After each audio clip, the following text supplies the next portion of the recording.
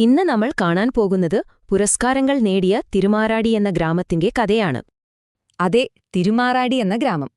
അവർ ഈ നേട്ടം കൈവരിച്ചത് ഒരു തവണയല്ല, 2 തവണയാണ്. അപ്പോ നമ്മുടെ ഈ കഥയുടെ പശ്ചാത്തലം നമ്മുടെ സ്വന്തം കേരളം തന്നെയാണ്. കൃത്യമായി പറഞ്ഞാൽ എറണാകുളം ജില്ലയുടെ കിഴക്കൻ ഭാഗത്താണ് ഈ സ്ഥലം. ഇതാണ് തിരുമാറാടി ഗ്രാമപഞ്ചായത്ത്, ഈ നാടിന്റെ ഭരണസ്ഥിരാ കേന്ദ്രം. ഈ കാണുന്ന സംഖ്യ അതാണ് തിരുമാറാടിയെ ശരിക്കും വേറിട്ട് നിർത്തുന്നത്. 2 തവണയാണ് ഇവർക്ക് സംസ്ഥാനത്തെ മികച്ച പഞ്ചായത്തിനുള്ള പുരസ്കാരം കിട്ടിയത്.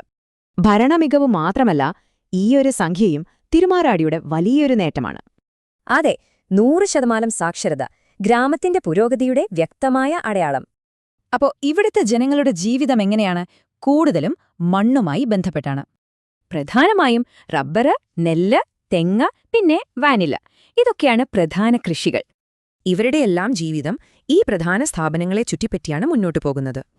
പക്ഷേ ഈ ഗ്രാമത്തെ ലോകഭൂപടത്തിൽ അടയാളപ്പെടുത്തുന്ന ഒരു സംഭവം കൂടിയുണ്ട്. അതാണ് കാക്കൂർ കാളവയൽ ഉത്സവം, കേരളത്തിന്റെ ടൂറിസം ഭൂപടത്തിലെ പ്രധാന ആകർഷണം. കാളവയൽ, ഈ പേരിൽ തന്നെയുണ്ട് ഉത്സവത്തിന്റെ ചരിത്രത്തിലേക്കുള്ളൊരു വഴി. ഇതൊരു വിളവെടുപ്പാഘോഷമാണ്, കൂടെ ഒരു വലിയ കന്നുകാലിച്ചന്തയും ഐതിഹ്യവും. 2 സഹോദരിമാരായ ദേവിമാൾ വർഷത്തിലൊരിക്കൽ കണ്ടുമുട്ടുന്നു. ആ കൂടിക്കാഴ്ചയാണ് ഈ ഉത്സവം. തിരുമാറാടിയിലെ ഇടപ്രഭ ഭഗവതിയും കാക്കൂരിലെ അമ്പശ്ശേരി ഭഗവതിയും, ഇവരാണ് ആ സഹോദരിമാർ. എല്ലാ വർഷവും ഫെബ്രുവരി മാർച്ച് മാസങ്ങളിലായി 4 നാൾ നീളുന്ന വലിയ ആഘോഷമാണിത്. അതായത് സമൂഹവും കൃഷിയും വിശ്വാസവും എല്ലാം ഒത്തുചേരുന്ന ഒരു അപൂർവ നിമിഷം. അതുകൊണ്ട് തിരുമാറാടി ഒരു സ്ഥലം മാത്രമല്ല, ഗ്രാമീണ കേരളത്തിന്റെ ഒരു മികച്ച മാതൃകയാണ്. ഒന്ന് ചിന്തിച്ചു നോക്കൂ, ഇതുപോലെ എത്രത്ര ഗ്രാമങ്ങളുടെ കഥകളാവും നമുക്ക് ചുറ്റും ഒളിഞ്ഞിരിക്കുന്നത്.